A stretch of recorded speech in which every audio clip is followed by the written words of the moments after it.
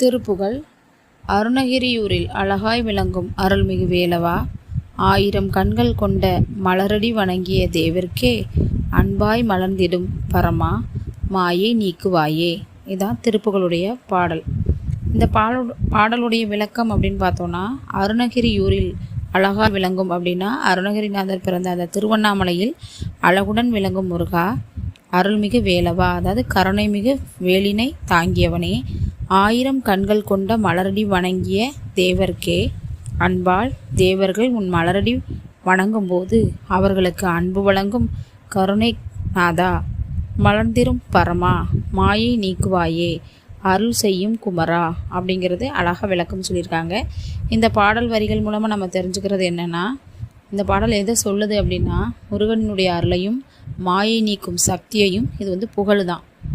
பக்தன் மனதில் உள்ள அறியாமை, பயம், துன்பம் ஆகியவற்றை முருகன் நீக்கி அந்த பக்தனுக்கு ஆனந்தம் அளிக்கிறாராம். நன்றி. சரவண பவ.